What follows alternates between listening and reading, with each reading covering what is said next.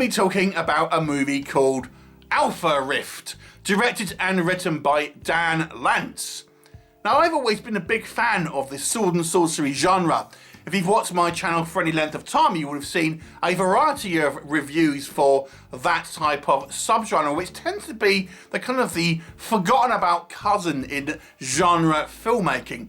Occasionally you're going to get a big hit show like Lord of the Rings or, Game of Thrones, but for the most part, the sword and sorcery genre tends to be relegated to straight to DVD or video movies and kind of TV shows that kind of get forgotten about and don't really have a lot of long-lasting kind of fanfare outside of, I say, a few kind of examples.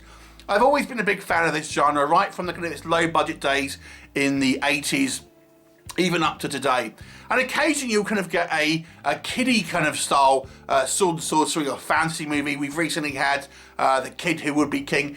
Now we've got Alpha Rift. And the sword and sorcery genre tends to be somewhat kind of adult orientated, but there are the rare occasions where we do get stuff aimed at a younger audience. Now, I would describe this movie in one of two ways. Kingsman for kiddies is one way I would put it, or what if Goosebumps did fantasy? There you go. That's kind of my kind of taglines really for this kind of movie, Alpha Rift, which is a fantasy film and sword and sorcery film, but in a contemporary setting. It essentially follows the kind of the Kingsman style storyline where we have this guy who is just a bit of a nerd. He's working in a kind of games workshop, tabletop role-playing, shop, doing his thing. He's got a group of friends, all of whom are very much into that kind of hobby. And little does he know, he's actually a descendant of a long line of noble knights who have been on this quest to essentially contain this evil that takes the place of these various demons that possess humans and try and take over the world. And only the descendants of these four particular kind of knights can ever really hope to defeat these evil. And we learn through basically a kind of series of circumstances, one of these kind of demonic entities have gotten the loose, and now this character Nolan has to be recruited by the the Noblemen, this secret society who train new recruits to kind of join this kind of organisation as a secret operative to defeat evil. Cue lots of kind of training montages, rivalries with people there, self-doubt, and ultimately coming round and rising to be the hero. What'll happen? Well, you just have to watch the movie and find out. So let's discuss what do I think of Alpha Rift. Okay, so let's talk about who this movie is aimed for first of all, because I do feel it's aimed at a very specific type of a target audience, this being 10 to 13-year-old boys, a very narrow audience here, and I do think this movie has some elements to enjoy if you are of that kind of age group, or if you have children who are getting into slightly more kind of adult, see violent kind of affair, but still have a somewhat kind of child sensibilities and things like this. So it is somewhat of a swashbuckling adventure, quite kind of like well-paced, lots of kind of action peppered throughout the movie. A somewhat kind of likeable kind of lead character in Nolan, who is quite affable and seemingly, quite a nice guy by all accounts, and he's you root for him to a certain kind of degree here. I actually kind of quite like some of the designs of the kind of the armor here. They've taken elements from kind of classic kind of fantasy knights, but updated it with kind of Kevlar armor and things like that. I actually kind of quite like that. There are some sequences that I felt are well filmed and kind of some action sequences, particularly those in the kind of the training montage sequence, which is quite a long sequence, although I do have a huge problem with that, which we'll come on to. But generally speaking, there is some decent kind of sequences within this training montage with kind of like security guards and ninjas, where Nolan is kind of training and honing his skills with some fairly kind of well choreographed fight sequences. I actually think the bad guys were actually fairly interesting. We have this kind of spirit possessed, this criminal, and kind of become almost kind of like a Superman style kind of bad guy. And he's kind of, he's sort of in league to a certain degree. There's kind of a group of criminals, which I found interesting. Not a lot is done with it, but there's kind of an interesting relationship between this kind of gang of criminals and this kind of supernatural bad guy is kind of squandered, to be honest with you, but I like the setup. And you know, it's I think for a younger person's tween kind of like age group, I do feel there's elements that can be enjoyed here. You know, it's, as I say, it's quite kind of action packed, not overly violent, but there are some kind of some adult things here. Okay, let's talk about what doesn't work. So let me just come back to what I was just talking about, the tone of this movie. To me, if you think about the movies that come out of Pixar, so Pixar are renowned for making family movies that both children can enjoy, but adults can find things there that would interest and amuse them, maybe on a different level. This film almost takes the opposite approach, having be it too kind of adult for very young kids, but too immature for adults. Now I'm trying to kind of like review this, being putting my kind of critical hat on, thinking, would the target age group of this enjoy this? But I also have to think of the movie overall on a critical basis. So let me just talk a little bit more about the tone. So what do I mean? So on one hand, we have swearing, we have people getting killed, we have paedophile jokes, we have weird sexual situations where this Nolan, our kind of character, is meant to be I don't know quite how old he's supposed to be, I would suppose 18 to 20, but kind of getting flirtatious with like women twice his age, things like this. And one serious problem, which I'll talk about in a minute, but yeah, there's odd kind of adult themes and kind of swearing and stuff like that are maybe a little bit too advanced for young children, but the whole kind of the goofy Power Rangers kind of style aesthetic means it's maybe too mature for real adults to kind of enjoy, unless you're kind of deliberately buying it for watching it for a younger child or something like that.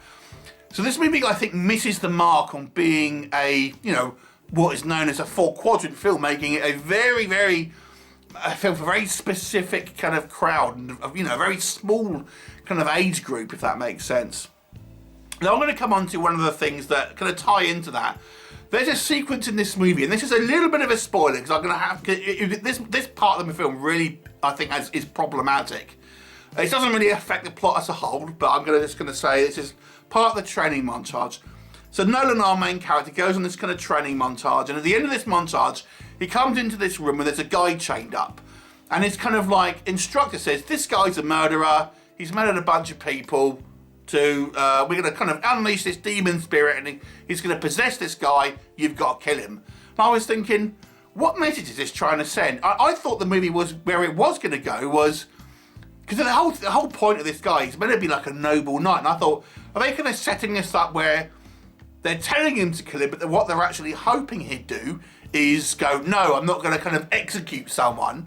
But that's not what they do. They actually want him to kill this guy. And I'm thinking, the character of Nolan, our protagonist, has no idea who this guy is. He's just been told by some bloke he's met a couple of days ago, oh yeah, kill this guy. He's a murderer.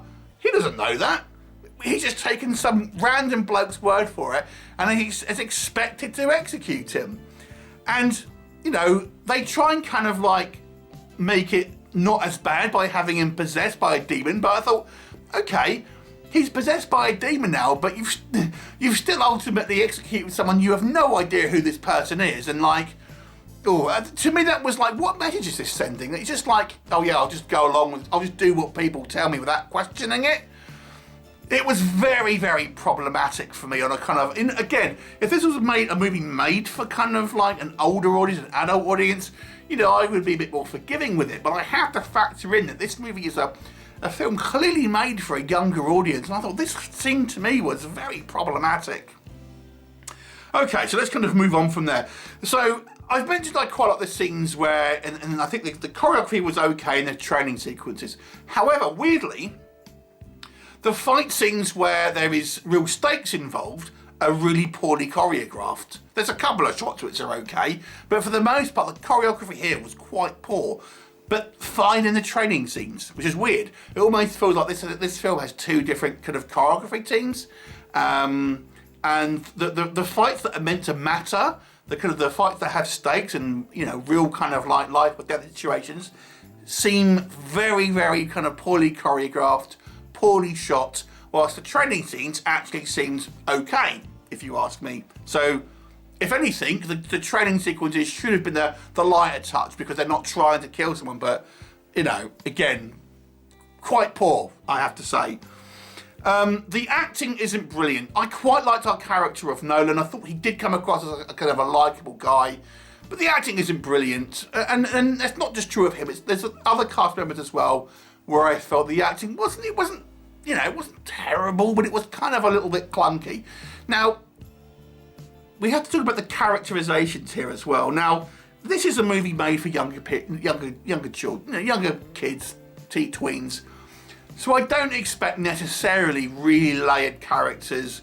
I don't expect lots of nuances in character development and things like this. But there's some very basic kind of character types here. We're meant to believe the character of Nolan. It's essentially like a heroic fantasy, this movie. It's like, nerdy kid. We're meant to believe he's this kind of like dreams of becoming a hero, and this is like his chance and things like, every kind of kid has dreams about slaying the bad guys, getting the girl, things like that. So it's pure kind of like wish fulfillment, but there's so many just basic kind of character types here. But the worst crime in regards to this is the love interest. Oh my God, I don't think I've seen a more annoying and dislikable character on screen in 2021. My God, this character just complains, moans, is aggressive or insulting to anyone the whole way through this movie. She has zero chemistry with the character of Nolan, and is horribly kind of like written character and performed, unfortunately. That character, the film would have benefited from just removing that kind of character. I just thought they wanted to have they want to have a part for a girl, a female, but it's just a horrible role. Poorly acted, poorly written, and poorly kind of conceived, to be honest with you. Everything about that character does not work. It feels like somewhat of a kind of a pilot to a TV show, I have to say. I mean, we're told that there's other kind of members of this order, the Kingsmen. I mean, the Noblemen. Not at all like the King. Not entirely inspired by that movie at all. Oh no, absolutely not. But yeah, it's kind of like it feels a little bit like kind of like this is meant to be like a kickoff for an ongoing kind of series of films or TV shows, something like that. I don't know if that's the case, but it kind of like it kind of feels like that. This film does have obviously quite a lot of influences from kind of popular kind of culture and stuff like that. For some reason, the character of Nolan is kind of lusted after, seemingly, by every kind of like attractive female that kind of seems to be hanging out in this kind of tabletop role-playing shop. So now we know this is a fantasy. So it's kind of like, I feel this movie is enjoyable for the very small demographic which I feel this movie is going for. But outside of that, older than that, it's too immature, and younger than that, I just feel it's the tone of it. They've kind of got it wrong a little bit. I think this movie wanted to have its cake and eat it, but instead it's kind of done the opposite and made it somewhat inaccessible, I feel, for anything but this kind of very, specific age range here. I'd be curious to know if any kind of like, people who kids who do like it. I'm curious to sort of see if anyone actually does like it who is kind of maybe 10 to 13. And I mean, I would say they probably would, but outside of that, it's a little bit of a kind of a generic watch, to be honest with you. There's some elements here that I kind of like, as I said, but more could have been done with it. But it's not bad. There are some enjoyments to be had here. I did quite like the kind of the meshing of classic kind of fantasy and sword and sorcery kind of mixed with a contemporary kind of setting. I like the kind of the design of the kind of the knights with the kind of like the Kevlar armor but with kind of a classic kind of style knight's helmet. I thought the design was kind of quite good. But there's lots of stuff that doesn't really make sense. I think more could have been done with the kind of the villains. Overall, I would say it's a 4 out of 10 for a, for a kind of a broad score here. But I do think maybe younger, as I say, 10, 14-year-olds, something like that, would probably enjoy it. 4 out of 10.